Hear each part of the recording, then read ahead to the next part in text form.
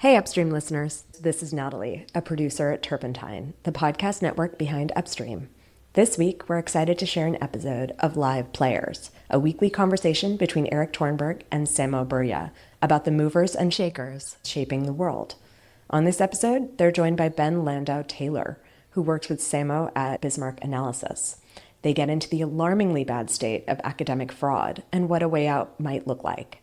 We'd love to hear your feedback. You can email me at natalie@turpentine.co or leave a comment to let us know what you'd like to hear more of on Upstream and which guests you're most interested in. One last thing before the episode. In case you missed it, we released an episode of an exceptional show with 4 big picture thinking VCs earlier this week. And no, it's not the podcast you're thinking of. Check out This Won't Last with Kevin Ryan, Logan Bartlett, Keith Rabois, and Zach Weinberg in the Upstream feed or at the link in the description. Without further ado, please enjoy Erik, Samo, and Ben. Samo, I'm excited for our first episode with a guest today, one that you know very well. We've been talking about universities for a while now, hinting at a episode dedicated to it, and you thought Ben would be great to bring on for this episode. So why don't you briefly introduce Ben and then the article as well, and we'll pass it on to Ben. Yeah, Ben is a colleague, a senior analyst at Bismarck Analysis. And more than that, he's just been, a friend and an intellectual collaborator for over a decade. Ben's recent article, titled "The Academic Culture of Fraud," published in Palladium Magazine, I think was an incredibly good starting point for this deeper critique and reevaluation of the university system and the reimagining of science that I hope we will dig into over multiple episodes. So, Ben, I'm just going to let you talk a little bit about the thesis of the article, since you will introduce it much better than I will. Yeah, thank you. And thanks for having me on. So the article is it's mostly about the fraud in medical research, but I think it's a problem that's pervasive in many, many, many fields within academia. Some are better, some are worse.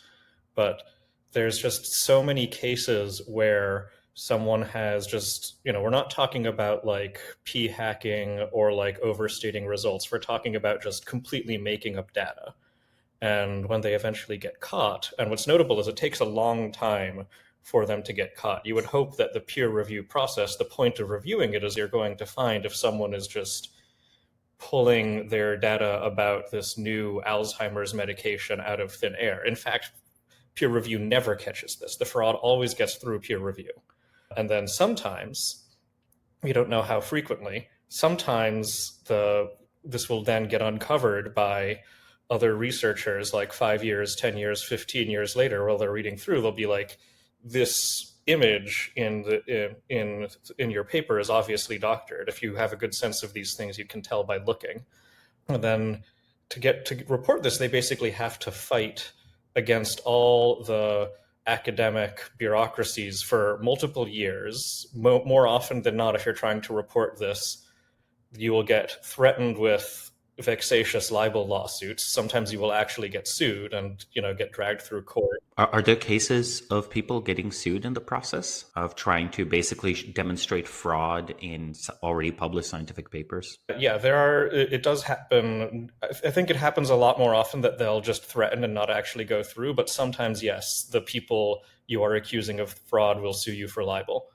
And if you go through all this and spend years pushing on this, you can get the papers retracted.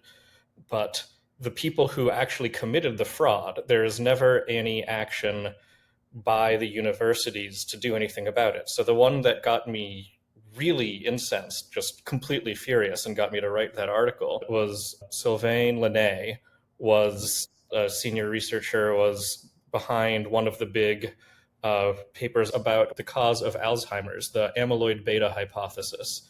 And his work from the early 2000s was one of the big pieces of evidence that was used for this. And in 2022 was discovered that a bunch of, I think, 7 different papers that Lesné was a major, the primary author on, all had just completely fraudulent data in them. And ended up getting retracted. And so this, which ended up driving about $1 billion worth of US federal government research grants on this hypothesis that was in large part because of this study that Lesné did that made it look promising. Just so much money got allocated to this. Eventually it was discovered it was all fake, or his research was fake. There's a lot of other research on the amyloid hypothesis. Some others have been proven fake, most haven't. Who knows if it's true?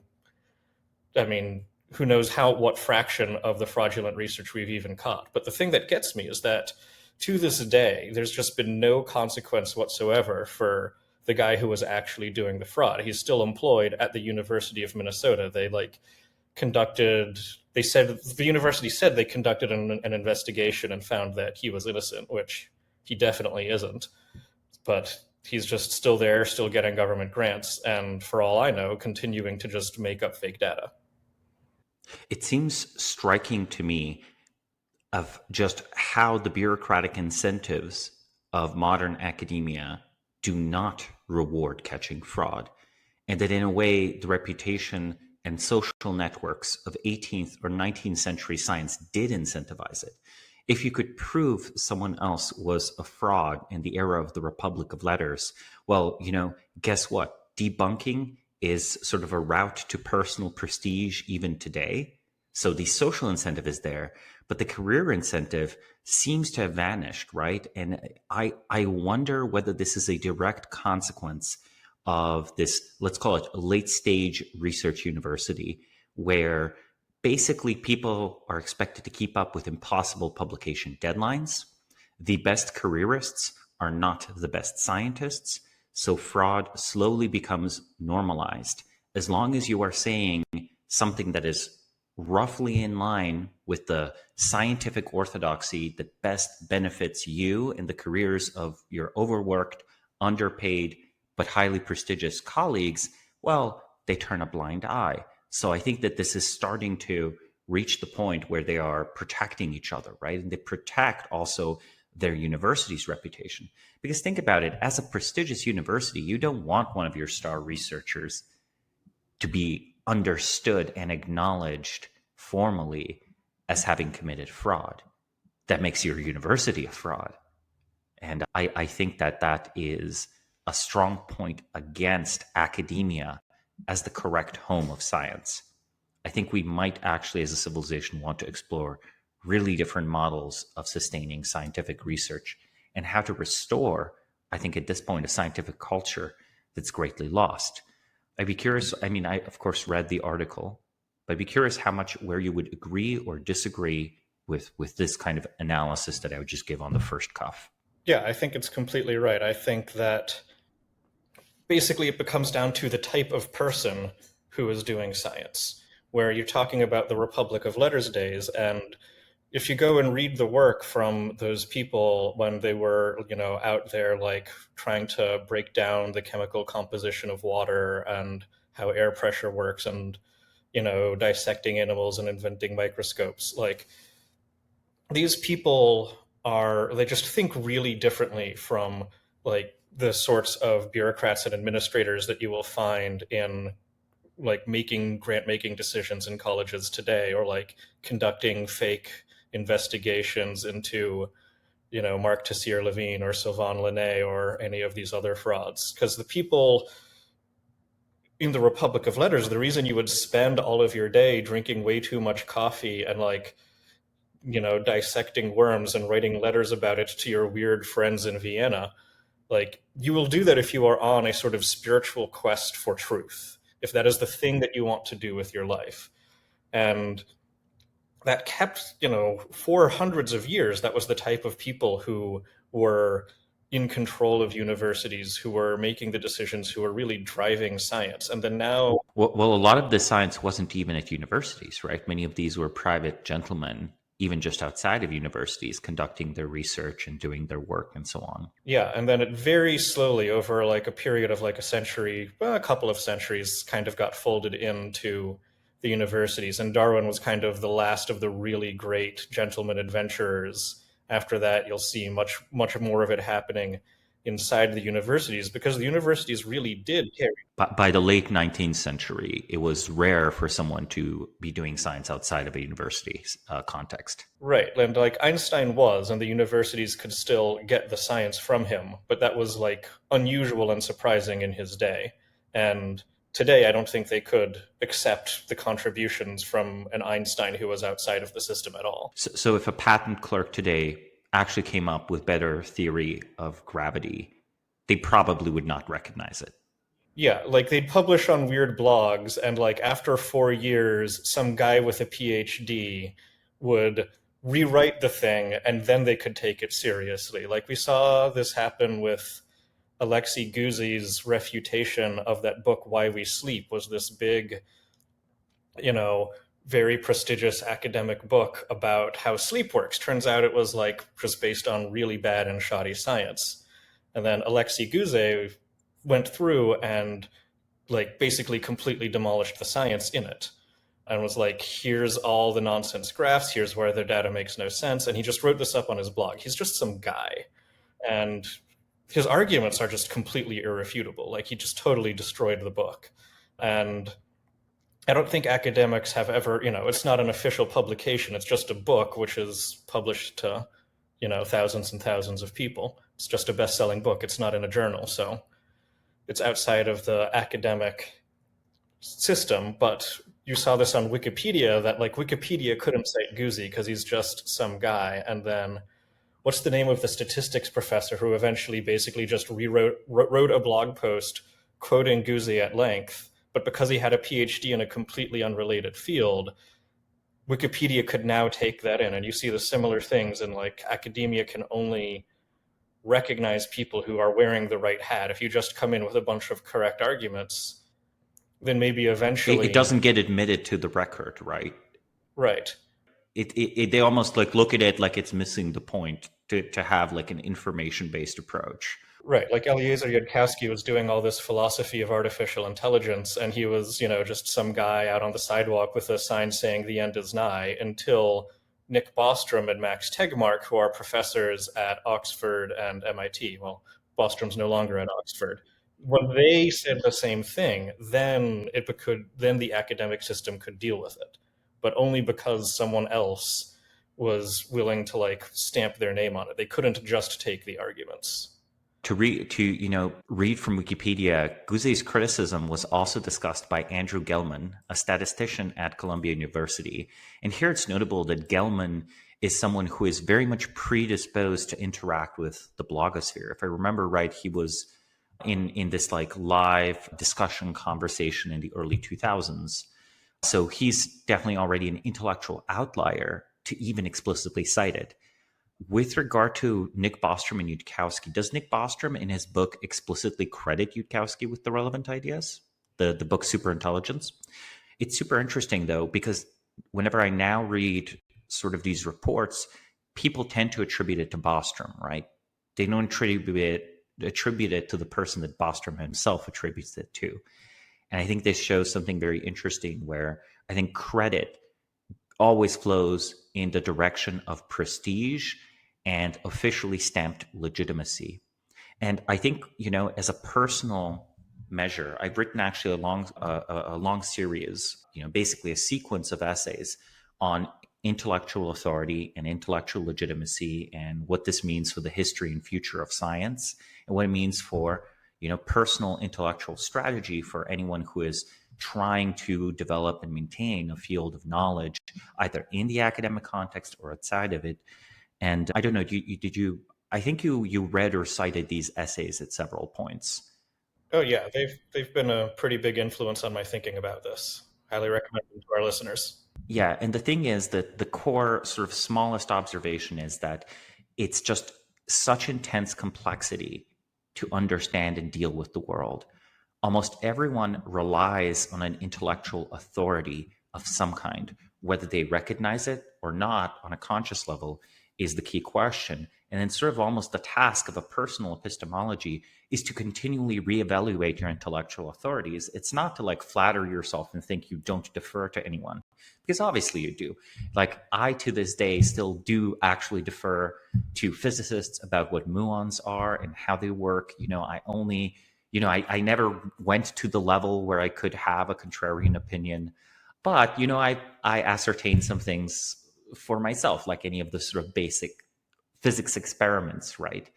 That you would do in undergrad when you're getting started, on a physics degree. So everyone actually defers to others to a greater or to a lesser extent, or to the reputation and trustworthiness of a great historian. Both of us have a strong interest in history, so we're very keenly aware that, historians can just write lies. No one can stop them. And you have to decide whether this person's like motivated to lie in a certain way, whether their reasoning as they describe it is accurate, and so on. One of the best things about Herodotus is that he's, completely trustworthy in reporting what people say. He's not trustworthy in the sense of he will even at times report that, oh, people say that this is the origin of cinnamon, but, I don't know. Here still, I'm reporting what the Arabs told me about the origin of cinnamon, and then tells you this completely insane story about like birds and so on, or tells you the story from India about ants collecting gold. Turns out it's like a corruption of like a mammal. There's some mammals, like I think they're gerbils or something like that literally burrow in the mountains, and sometimes, yes, there's gold in their burrowings. And then the word for that in Persian sounds a lot like ant. So by the time it reaches Herodotus, it's a story about ants digging up gold, right? And, I think it's very easy to make fun of that, but actually it's much more honest than a pure assertion of this is how it is. It's like you say, okay, I saw this. This is what the Arabs told me. This is what the Persians tell me. And then if you know that, then in a way, Herodotus is not being that tricky at you, right? He's not trying to deceive you. So be it history or physics, we rely on intellectual authority as a shortcut for dealing with the complexities of the world. And I think we have to perpetually reevaluate them. And the second big piece in these essays is that often institutions accumulate a reputation for intellectual excellence. Let me propose something. Most of the time in any given society, the institution that is highest in intellectual and epistemic prestige is actually already not the best, right? Because it takes a long time after a good reputation is established for the reputation to wear off. I think it'll take 200 or 300 years of complete fraud for the universities to wear down this 1,000-year intellectual legacy and 200-year scientific legacy. I think it's going to take that long. Like, I think people will just continue trusting them even as they ratchet up in corruption. And there are very few bureaucratic reasons for them to fix that. At the end of the day, I would not be shocked at all if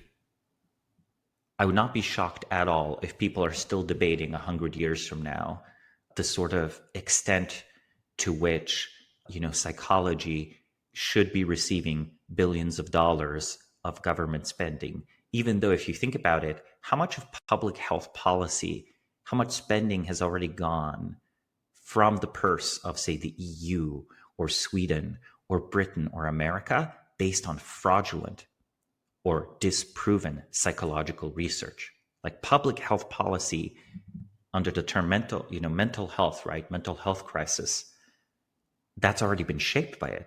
So there's even a disincentive. There's sort of like, you want to publish stuff that is convenient for your political allies. And that actually makes you more powerful as an academic, not less.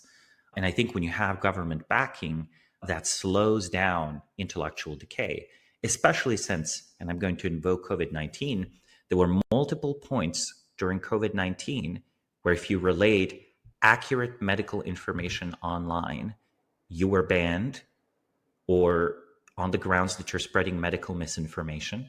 And it was explicitly epistemically authoritarian. It's like, okay, legally speaking, these are the experts. You cannot contradict them. If you do contradict them, it's misinformation and it's grounds for old Twitter or Facebook or Instagram or whatever to take down this stuff because allegedly you're harming public health. But truly, who harmed public health here? I think it was actually clearly the medical establishment. They were at least too slow, and then at times just lied about facts that were known to them about the efficacy of the vaccines and the danger of the disease and what are effective and what are not effective countermeasures for controlling its spread.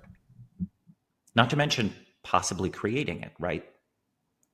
With the lab leak hypothesis, I think we're now at the point where one is no longer banned for saying it. Let's say I would say it's 70% that's a Wuhan lab leak from gain of function research. And that's kind of crazy. Why do we start spending so much money on gain of function research? We'll continue our interview in a moment after a word from our sponsors. Venture capital is widely seen as one of the most lucrative asset classes in the world. Go look at the S&P 500. Nearly every major tech company on that list was once funded by venture capital firms, producing billions of dollars in profit in the process. The hard truth, however, is that the biggest venture funds are almost entirely funded by institutional investors like endowments and sovereign wealth funds. So unless you knew a guy who knew a guy, you and 99.9% of individual investors did not get to participate in the pre-IPO growth of any of those blue chip companies.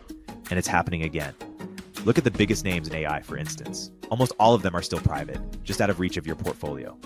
The Fundrise Innovation Fund is finally changing that. It's a more than $125 million fund. It holds some of the most exciting pre-IPO tech companies in the world, and it's designed specifically for individual investors. This time, you can get in early at fundrise.com/upstream. Carefully consider the investment material before investing, including objectives, risks, charges, and expenses. This and other information can be found in the Innovation Fund's prospectus at fundrise.com/innovation. This is a paid advertisement. The tech world turns to the Brave browser for its unbeatable privacy protections. But did you know that Brave also has a private ad platform? Brave Ads offers first-party targeting, and it's been cookieless since day one, so you can relax while third-party tracking cookies disappear from the web. Today, millions of people turn to ad blockers to avoid being tracked and pestered online. But Brave's new ad model aligns incentives for users and advertisers. Users earn rewards for viewing ads, which they can save, spend, or pass along to their favorite creators. And advertisers score points for respecting user privacy, generating ROI without invasive tracking. So whether it's high-impact announcements on the new tab page or keyword-targeted ads in Brave Search offers diverse, private, future-proof ad formats for all your business goals. Join the future of advertising at brave.com/ads. Mention Turpentine to get 25% off your first campaign. I'm curious, what are some other examples of like scientific fraud? Like that you found like investigating for this article, or that you've seen even if you didn't mention them in the article? Yeah, so if you're bringing up the whole COVID-19 thing, and that was based very strongly on all of these, sort of like Cass Sunstein nudge ideas from academic psychology. And, academic psychology is just, kind of a cesspit. There's, everyone's heard of the replication crisis, the idea that the work in academic psychology just doesn't replicate, which is a way of saying that it's just all various types of fake. Some of it is, just honest mistakes or hypotheses that turned out to not be the case. Right. Some of it's hypotheses that turned out to not be the case, but that people did a lot of like p-hacking and like statistical massaging to make it look like they got a positive result unless you read very closely and redo all their math.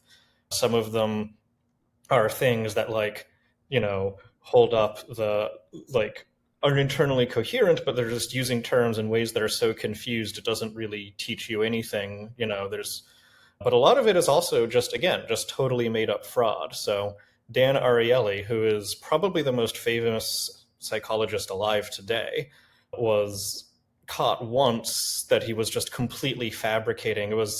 Ironically, it was a paper on dishonesty. Maybe it was a meta-honest paper. I don't know. I'll let you continue the anecdote. This is fascinating. they were working with, like auto insurance, and it was some intervention which was supposed to test whether you lied about, the how you were driving in order to get a better rate or something kind of similar to that.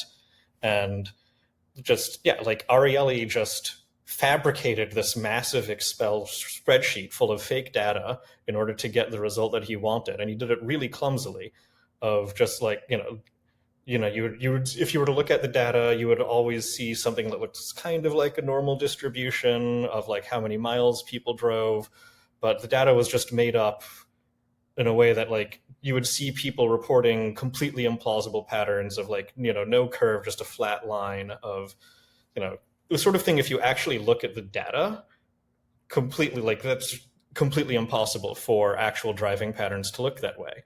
But they got the result that he wanted. And this was a paper that he was one of 5 co-authors on.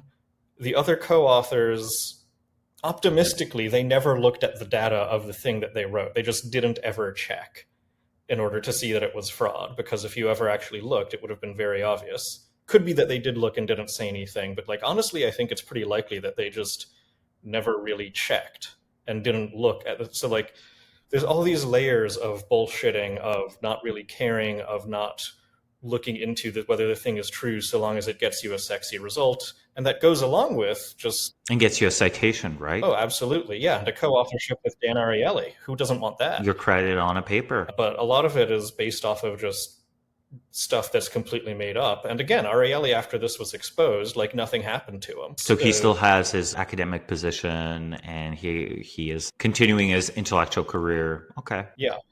And yeah, so it was really funny actually, where he claimed that like, oh, the university did an investigation and cleared me of any wrongdoing. And then reporters checked that with the university and they're like, we can't confirm any of this. Like, we're just not going to say whether any of that is real or not. So maybe there was some secret internal thing there, or maybe he just made up the internal investigation. I have no idea. It's completely bizarre. But again, like, he's still just absolutely leading academic figure. He's been caught doing explicit fraud once. Most likely he's been doing it a bunch, and only one time was the data available and people willing to risk. The people who revealed that, like, they were too scared to do it under their own names. They were fearing professional consequences in the academic context? Oh, yes, absolutely. There's so many backchannel reports of people not saying stuff about these because they're afraid of professional retaliation. And these people ended up... I mean, as a grad student, like, your odds of getting a job in academia at this point are pretty abysmal, right? You can't afford to have even 1 or 2 strong enemies in a department. Right. Like, I just have probably like, I don't know, 8 or 12 friends of friends who I've personally heard leaving grad programs because it was demanded that they do fraud and they just didn't want to do it. They didn't want to like go public, have a huge fight, suck up 4 years of their life. They just wanted to like go do something else. I find it very interesting that so few people, so few writers or journalists seem interested in this, right? I think that it's an interesting question why there has been so little oversight on academia to try to keep it more honest. If these bureaucratic incentives of like, always maximize the prestige of your university, always try to, be friendly to the establishment in your field, whether or not it's fraudulent, whether or not it's correct. These just seem like such crushing incentives that I wonder what's even pushing the other way, other than, of course, the occasional honesty of the individual scientists. But as we hear, sometimes they'll just resign rather than pick a fight that they would lose. So I don't know. What do you think are good counters to this? What are good solutions? Yeah, so the best solutions we've seen have not come from inside academia at all. They've come from the sort of other core institutions putting pressure on academia from outside. So there's the case of Mark Tessier-Levine, who was the president of Stanford until a year or 2 ago when he got thrown out because it was uncovered that he had done like a lot of medical research fraud, including some stuff on the amyloid beta hypothesis. That was the same thing they got Sylvain Lesné for. But the interesting thing about Tessier-Levine was that the guy who sort of spearheaded the big push sort of like took it from the sort of obscure blogs talking about it to like actually getting the guy fired was Theo Baker, who is a Stanford student who is the child of two prominent journalists. So like his father is currently the New York Times White House correspondent. And like his parents have worked together on a bunch of journalism projects and published books together. So like this is a family that is like presumably teaching him how to do investigative journalism from a really young age and has a bunch of like all of the right media contacts. And so when he was a student at Stanford, he was able to take this public and make a huge stink about it and end up getting the guy actually fired from being the president of Stanford because of just completely making up fake medical data type of thing, which like I think this should be the sort of thing that like you do not leave jail after you're caught doing this. Like body count in the tens of thousands probably. But anyway. In terms of people just dying that didn't need to die. Yeah, like you're basically ripping medicine out of the hands of people with Alzheimer's disease. He got fired from Stanford. So it's at least as bad as stealing grandma's savings. Yes, it's mass manslaughter. If you're a Wall Street criminal. It's worse. Yeah, like this is worse than Sam Bankman-Fried by a lot, just caused way more harm to the world. But he got hired, the guy who did this got hired a year later by a new $1 billion, he founded a year later a $1 billion like medical research company, which presumably is going to be doing more fraud, I would probably guess, because, seems to have been working well for him so far. But anyway, the notable thing here is that Theo Baker wasn't doing this from within the academic system. He was doing this as part of like the journalism system. And he ended up winning, what was it? The George Polk Award, very major journalism award, like that he's the youngest person to ever win. So by taking this scalp, like this was good for him, not in the academic game. Like if he were going into medical research, that would be the end of his career. But like this is journalism. These days there are fewer cases than I'd like of investigative journalism actually doing its job. But this is one of those cases of journalism doing exactly what it's supposed to do. There was another case, just sticking to Alzheimer's examples.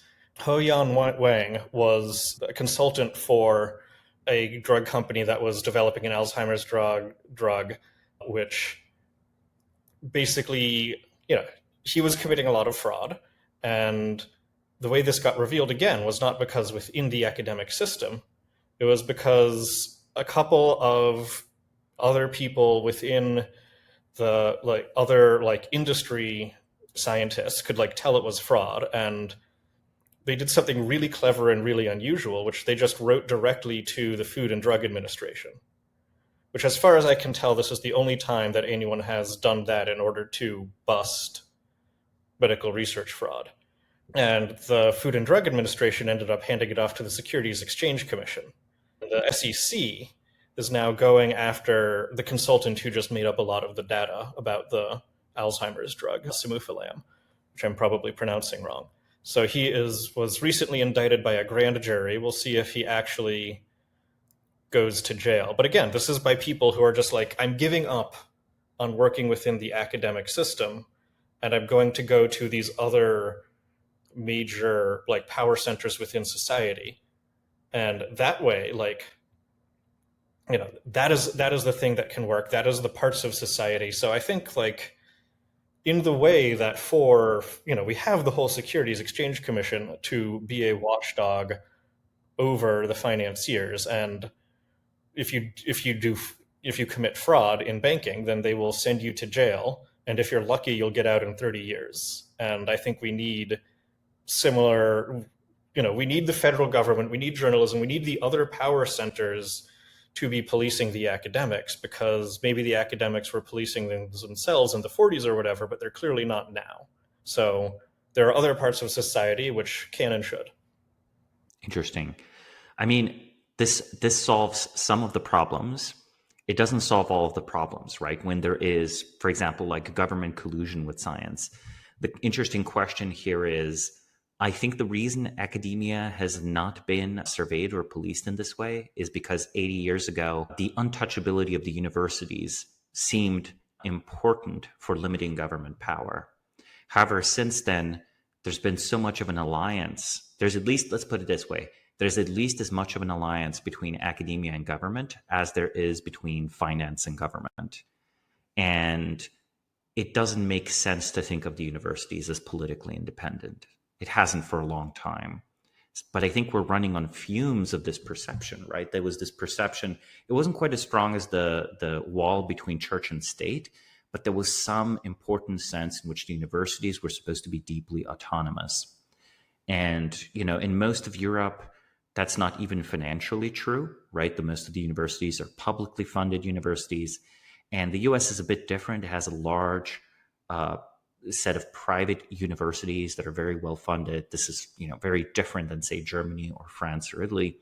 But even those, all their connection to power, people like Larry Summers, there's like clearly a revolving door there.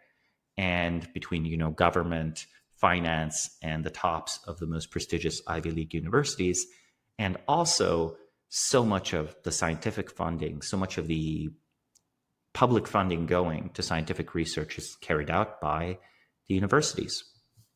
So I think the regulation argument makes more sense today than it would have 80 years ago, because the problem that the autonomy of the universities was supposed to solve, that is to prevent universities from being politically captured and optimized, that already happened. But the universities are already politically compromised. That already happened. We might as well check them for fraud in this very narrow sense. So the goal here is not, and this would have to be disciplined very, very closely to build like a functional institution of this type would be, it would be definitely like a live player move. One would definitely need to be a very competent administrator, but it would have to be this very sharp understanding of criteria through which the fabrication of data is what is wrong. It is not reaching any given conclusion from data. So I think that's where I would draw the line. Would you agree, or would you have other definitions? Or I think that makes a ton of sense. And if you look at the way, part of the reason why the Treasury Department and the SEC and the FDIC and all of these watchdog agencies in finance work so well is because of the revolving door, because the people in there have so much overlap with finance. They know how it works. They know what is considered what is considered in bounds, what is considered out of bounds, and like how people think. And so this makes them actually quite able to interface with that culture and cause the changes in it that they want to, because they're part of it.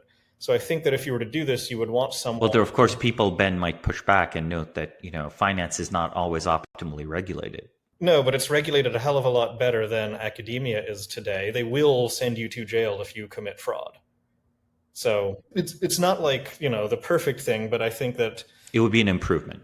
It would be an improvement, and there's a lot to learn from how it works. So I think if you were to find someone who is an academic and who has demonstrated ability to maneuver well within that, and also has the sort of like really, sacred approach to the truth that you would find in those Republic of Letters guys, where like they just want the correct answer and they're fine if it comes out this way or that way, but like they're just really committed to the process. Or at least if, you get to make your career if you get some scalps. I think the sort of like, is it my job to produce great research, or is it my job to debunk research and advance science that way? Or is it my job to not even evaluate the research as a whole, but merely investigate it for fraud? And then the question is this fraud in like the medical context? Would you make a distinction between medical and non-medical science here? I don't think so. I think if you're taking public money and just doing fraud. So there have been 2 times. Well, in some cases, no one dies, right? In some cases, it's just public money has been wasted. We'll continue our interview in a moment after a word from our sponsors. Hey everyone, Erik here. In this environment, founders need to become profitable faster and do more with smaller teams, especially when it comes to engineering. That's why Sean Lenihan started Squad, a specialized global talent firm for top engineers that will seamlessly integrate with your org. Squad offers rigorously vetted top 1% talent that will actually work hard for you every day. Their engineers work in your time zone, follow your processes, and use your tools. Squad has front-end engineers excelling in TypeScript, React, and Next.js, ready to onboard to your team today. For backend, Squad engineers are experts at Node.js, Python, Java, and a range of other languages and frameworks. While it may cost more than the freelancer on Upwork, billing you for 40 hours, but working only 2, Squad offers premium quality at a fraction of the typical cost, without the headache of assessing for skills and culture fit. Squad takes care of sourcing, legal compliance, and local HR for global talent. Increase your velocity without amping up burn. Visit choosesquad.com and mention Turpentine to skip the waitlist. So there have been 2 cases where they put people in jail for defrauding the National Institutes of Health, which is the federal agency that gives out a lot of money. There was one in 2006, Erik Pullman, and in 2015 was Dong Pyo Han, were the 2 people who went to jail for massive medical fraud. In Han's case, it was research into HIV. But he was not put in jail for mass manslaughter, although I think he was guilty of mass manslaughter. He was put in jail for defrauding the National Institutes of Health and getting $10 or $20 million of research grants on the basis of lies. If they were to also put the medical frauds in jail for killing people, I think that would be great. But the legal precedent would work just as well on Dan Ariely. Okay, interesting. I do think it would have to be very narrowly scoped to only literal data fabrication. I think that even p hacking and stuff, those people should merely be thrown out of academia and should not be put in jail. But you do not want the government. I mean, even if you're talking about being thrown out of academia, this is so far away from current consequences. It almost feels ungentlemanly to besmirch someone's reputation for p-hacking. I think that there is a corruption of default academic culture that's already at play. Yes, and it's very easy to see when you look at what someone would do who actually cared about this stuff and actually was trying to build an institution that could track towards truth and just come up with the very minimal things of, look at how, when Claudine Gay, the president of Harvard, was caught for plagiarism, the only reason why she was eventually why that was enough to throw her out was because of the massive political force behind it, because of the whole Israel-Palestine controversy. Without that, I don't think that finding that the president of Harvard was a plagiarist would have been enough to actually eject her. And I think that's an indictment of academia. I think you're correct. I think that's an indictment of academia that it would not have been enough. And it certainly wouldn't have been uncovered, because there had been a few people talking about it anonymously on blogs who were too scared to go public. And then it was because people who wanted to use it as a weapon in Israel controversy that I think it was Chris Rufo picked it up and made a lot of noise about it. And that never would have happened if there wasn't this outside political motivation.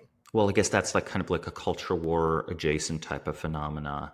Yeah, I mean, I think we struggle as a society, in my opinion, to come up with a way for capitalism to do science, because we do have big R&D labs that can do good science. And we struggle with ways to have democracy result in good science, because the default for democracy is that you kind of fund things everyone agrees are good. And then you have the final step is we struggle to make science work with bureaucracy, where the career incentives go against truth and go towards coalitional games. So I really think that this is kind of a case where we have almost a missing social technology, where perhaps science has persisted for much longer than makes sense because of the fumes of this sort of, sacred quest for truth, and honestly, just very nerdy guys showing off to each other for status, right? That's a little bit of what was happening in the 18th century. Hard to deny that. But the two of them going together, that goes pretty far. And I think we do not know how to recreate that competitive dynamic because, again, let me be very explicit, in the bureaucratic context, legible steps, things that can be evaluated by administrators who do not even understand your science, those are the things that get you funding. Those are the things that get you your positions. And it is competitive. Maybe it's competitive in showing how smart someone is, how well polished they are, but it's not competitive in the sense of it is a race for truth. And the first one to find truth gets immortal fame, right? The Nobel still has like a small element of this, though even the Nobel Prize, team Nobel Prizes are given out more and more, which, in a way is good because you acknowledge all the team members that contribute to a result. But in a way it's bad because being included on the group Nobel becomes something that people politic over, right? No, really, it's much harder to politic to be the Nobel Prize winner than to be included on the team where you plausibly contributed to the Nobel Prize. So I think even that's like a corruption. More sense than I'd like. I know, right? Yeah. And I think what we strive to do here is there is no perfect tool, but we are striving to develop better tools to solve these systemic scientific problems. And each of these could be a whole episode. I'm glad that in this one we talked about data fraud. And at the end of the day, there have been movements to reform science, right? There was the movement to make all scientific data funded by public institutions be available and published in open source, that you're supposed to just have the data be open source for everything that gets published. But it seems like journals have not really picked this up as a standard. There was a really funny one where a few years ago, someone was like trying to get data from scientific publications, and he ended up finding that people who had made a bureaucratic commitment, as they were required to by some of these journals, to provide data upon request were less likely to provide data when he requested it than people who didn't write that, than just like random publications. So Ben, would you think that what about a nonprofit center funded by someone who has the desire to support science and publishes and hunts for fraud? I mean, it can't imprison anyone, but would that be a positive? As far as I know, I don't think I've ever heard of a nonprofit where they would just pay scientists to find scientific fraud by other scientists, like fraudulent data. I've only heard of like people trying to disprove things for basically, partisan reasons or whatever, right? There's like you try to disprove your ideological opponents, but not like a pure just focus on finding fraudulent data in non-politicized areas. Yeah, so there are some good projects that work on like collecting that sort of data and like making it available. So Retraction Watch is a wonderful database. Data Colada is a blog that does a lot of this, and they were willing to host anonymously the people who found the Ariely one. But I don't know of any that just like fund people to just look for fraud in a completely nonpartisan way, not as part of any other crusade. And yeah, I think that could be. So I think there's a separate question of, upon finding it, do you have a mechanism to do anything with that other than just discredit academia itself? But I think if academia is in fact not worthy of the credit, then that alone could be very valuable, even if you're not like actually able to damage the inside academia careers of the fraudsters you catch. Well, of course, but also on the margin, the consideration of, hey, we don't want to be, the San Francisco Institute for Discovery of Fraudulent Data. Let's make it up. Let's say some excellent, highly philanthropic, tech billionaire who cares about science. I can actually think of 4 of them, which is probably way more than any Wall Street guys that care about science. I think George Soros actually kind of cared about science in his own way, but he never funded any of it. So I can think of 4 billionaires in Silicon Valley who are more interesting than the normal cookie cutter software guy and like deeply care about science in their own right and are intellectuals, etc. Let's say one of them funds that institute, right? And you pick people who are not little weasels. That's the most important part. You can't hire a nonprofit of 10 weasels, the kind of like hyper agreeable, eager to please, young careerist academic. No, don't hire that. Hire, I don't know, if you could, literally Gwern from gwern.net and hire 3 angry crackpots who have a totally incorrect theory that got them ran out of academia, but they have good credentials. Maybe they're ran out of Harvard or something. And then tell them, no, we will never publish you advocating for your theory, but we will publish you proving that the fraudulent stuff is fraudulent, and then they'll enjoy and endorse their extremely cranky side. I think if you hired like 10 people of this type, and then maybe like a moderating voice of reason, like a Tyler Cowen, for example, I think that would work super well, because now top academics would start thinking, well, what do I put in my book? Do I want these guys on my back when I do my book tour? I don't. Right. So it's not as strong an incentive as like literally locking people up for fraud, but merely being an annoyance. I think that would already be an improvement and can be reached more easily than as a first step, perhaps, before one argues that there should be a federal institution dedicated to that. Yeah, well, you can start doing it privately and then get deputized like J. Edgar Hoover and the FBI. I mean, Ben, I'd suggest we just go around, because we've not talked about this idea at all. We're just literally on this show. I would suggest we start going around and pitching people. But I feel like we're already running too many organizations and projects, and that's kind of the curse, right? Like if you're interested in social technology and how politics works, how economics works, you end up having way too many, like one has way too many basically good ideas and too little time. And it takes like 10 years of a life to really build a new organization that's like of a different kind than other things. And I think people really, I think this is why I so immensely respect some of these other alternative scientific projects, like, you know, the Vesuvius Prize. I immensely respect, because it's producing scientific research by recruiting talent, saving them from needing to jump hoops, and trying to solve like a concrete, technically tractable way to unlock classical antiquity. I don't know if you two have been following it, but now we've reached a point where they're like paragraphs, right? We have paragraphs from lost works, and it's like some Stoics and so on. But I wouldn't be shocked. I wouldn't be shocked if, you know, given that this is a library with a lot of Greek works and it's around about the right time period, I wouldn't be shocked at all if, you know, we could get if it would be possible to get a sort of like text by Archimedes or whatever. And I honestly think that other good examples I can give on sort of the supply side of science, right? Here we're critiquing, you know, basically scientific fraud, but I think the supply side funnel is pretty broken too, because both bureaucratic and democratic incentives push towards funding things that are defensible, things that look responsible spending, because everyone already agrees they're good.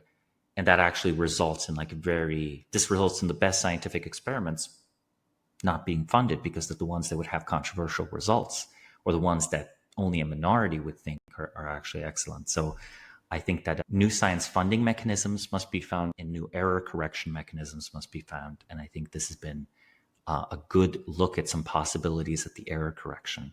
Yeah, I'd also sort of, Erik, I want to ask you, have you ever, and you don't have to say anything like specific, but I know you were an investor, our investor for many years. Did you ever encounter a case where it just like turned out that the science that, say, a startup was based on was just like wrong? I'm not saying that the science was like fraudulent and they got fooled by the PhDs, but just the scientific thesis didn't work out. Does that happen? I've had examples of business fraud, not science fraud.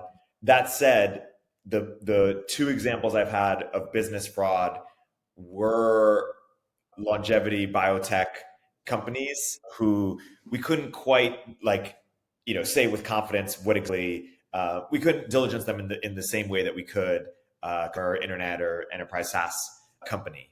So, and it turned out that, I wasn't able to thoroughly diligence to what extent the science was fraud, but it's possible it was, because the business was, the management of the funds seemed to be fraudulent. Now, what happens in venture often, at least at the early stage, is because the dollars were, it was 500K, $1 million, that's not enough to sue for. And so you kind of let people get away with it a little bit. Not everyone does. There's some seed investors who do sue, but the FTXs of the world, the examples in which the companies or investors sue, it's because there's a lot of money on the line. But I'm surprised, honestly, there's not more fraud going on at the earliest stages, because venture investors, the dollars are so small that they're not incentivized to do so, because they're worried about their reputation. No one wants to be known for being a VC that sues founders. That said, there are some who will, and there are examples of seed investors or seed founders who get sued, and some that even go to prison. So, but anyways, it's been mostly concentrated on the business side in my experience. I mean, often it's the case that we have mechanisms to sort of punish misbehavior, not because those mechanisms are actually what compels everyone to behave well. It's just to put like a ceiling on what the rate is of like dishonest or fraudulent or antisocial behavior to tick up, right? You don't, the things keeping Singapore and Sweden safe on a day-to-day level, or maybe just Singapore, right, is that it's kind of a high trust society, and like people, they would just feel absolutely awful if they committed a crime and they don't want to. But then what keeps the people feeling that way is that crime is rare, and that when it does happen, it's punished. If you stopped punishing it, eventually that pool of trust would be run down. But presumably, like, once you have this society, maybe even Singapore is actually like, too strict, and you can actually be more nuanced, kinder. And I think crime perhaps is actually a great analogy. I think various industries go through cycles of being filled with high integrity people, where people do not take advantage even of loops or loopholes or like problems with the enforcement mechanisms. And then they go through times when you just have to clear house. And I think we're slowly boiling the frog on it's time to clear house with academia. And it's time for us to stop. Dude, we're printing PhDs. We're printing PhDs almost as fast as we're printing dollars. And just as you print dollars, you devalue the dollar. By printing too many PhDs, you devalue the PhD. From 1900 to 2000, per capita, the number of PhDs in the US went up by 30 times per capita. Okay, well, doesn't seem like a world where we have 30 times as many super smart people. So I'm going to call that inflation, degree inflation. Well, Ben, thank you so much. I'd love to have you again on the show, and we can talk about some of the wonderful work that I know we've done together and that you've done in economics and politics. I would love to have you, by the way, we'll maybe ask Oberon, you and Oberon, for the machine tool paper that you published at Bismarck a few years ago. That would be great. Yes, and Samo, well, I have you guys for just a few more minutes, but can you give us just more of a preview of the kind of work, the kind of consult? I know some of it is very confidential, but that you do at Bismarck, just because a lot of our listeners are curious. It's a really fascinating organization. Oh, totally. Yeah. We are often approached by clients who want to deeply understand other organizations. Sometimes this could be a report on competitors. Sometimes it could be a report on an entire industry. And sometimes it's research for how you can intervene on like some notable problem in the world. So for example, what could a nonprofit do to intervene in global AI regulation was a question that would have been relevant a few years ago. Right now it's sort of crowded. There are specialized organizations that do it, but we're often sort of the first principles thinkers that can help solve that sort of question for a client. And sometimes it's high net worth individuals. We've done work for various nonprofits. Sometimes it's governments, right? Governments might be interested in an external voice, because in every government, you have the problem of being surrounded by yes men of your civil service. At times will tell you one story. You want to hear not just the A story, you want to hear the B story. You want to hear the red hat or the white hat hacker evaluation. And I think that's a good reason to hire external researchers. And, it is again, tricky. Economic and political research is something that is provided also by like much larger consulting organizations such as McKinsey, Bain, etc.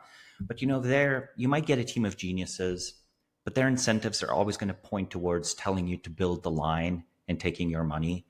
And if you're much smaller, then you really have to rest on your intellectual reputation, right?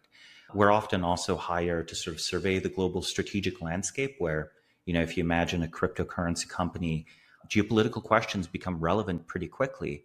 And then who are you going to hire? Like a DC hack who's going to take your money? Or are you going to have someone that is evaluating and thinking about this stuff directly, right? And I find it immensely good work. If people want to have an idea of the kind of research that we do, I think the Bismarck brief is important to check out. Just this week, we launched a new section of it called Public, where we release some things out of the paywall to the public. So if you've not checked out the Bismarck Brief before, you can now go to that tab and read, like, I think 24 of them on everything from the Chinese space program to photovoltaics to, TSMC. And then you decide for yourself. We give all our citations. We never make up a citation. I would definitely fire someone if they made up a citation. We have every single brief as, I contribute a lot to every single brief, of course, but it is always a collaboration of multiple people. So we balance each other's perspective. And, I joke I only hire geniuses. So, Ben, thanks again for coming to the show and demonstrating some of that talent. Yeah, thanks for having me. This was a blast. Yeah, great discussion. Excited to have you back, Ben. And until next time, guys, take care. Thank you. Upstream with Erik Torenberg is a show from Turpentine, the podcast network behind Moment of Zen and Cognitive Revolution. If you like the episode, please leave a review in the Apple Store.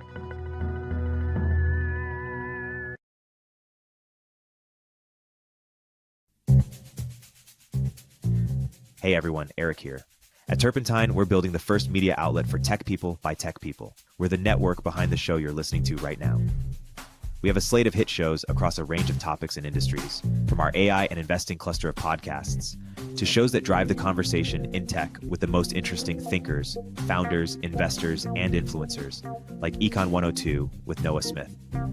We're launching new shows every week, and we're looking for industry-leading sponsors. If you think that might be you and your company, email me at eric@turpentine.co. That's ERIK @turpentine.co, and let's partner together.